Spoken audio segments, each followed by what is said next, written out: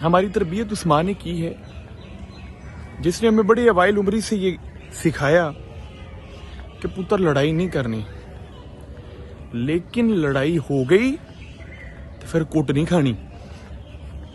यही वजह है कि जब कभी भी हमारी घर में शिकायत आई है तो शिकायत ये नहीं है कि तुहाडा मुंडा लड़ के आया, शिकायत यही आई है कि तुहाडा मुंडा फांडा ला के आया।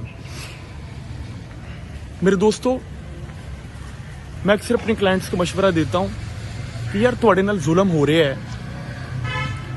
जुल्म होने की वाहद वजह है कि तुसी हमेशा डिफेंसिव खेलते हो।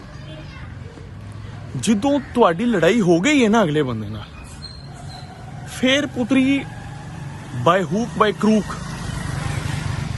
अगर वो सारी चीजों को इस्तेमाल कर रहा है आपके खिलाफ, आप भी फिर A to Z सारी कानूनी चीजों को इस्तेमाल करें उसके खिलाफ।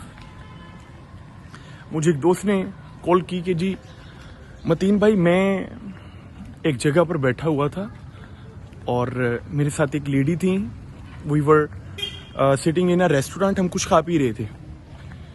एक पुलिस वाला आया, उसने आकर मुझे पकड़ा, मुझे पकड़ के थाने ले गया। कोई रीजन नहीं, कोई चीज नहीं, मुझे 6 से 7 घंटे डिटेन किया, पैसे लिए, छोड़ दिया। मैं क्या करूं?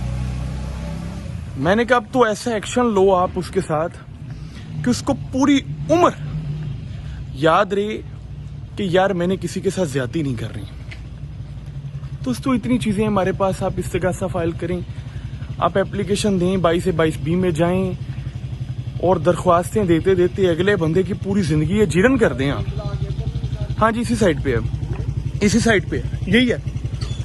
लेकिन किसी के साथ ज्यादती करनी नहीं, और अगर किसी ने की है तो फिर उसके साथ पूरा सवालन जवाब होना चाहिए।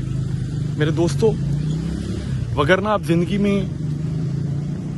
खुद को काबिल नहीं बना सकेंगे, लोग आपको नोच के खा जाएंगे।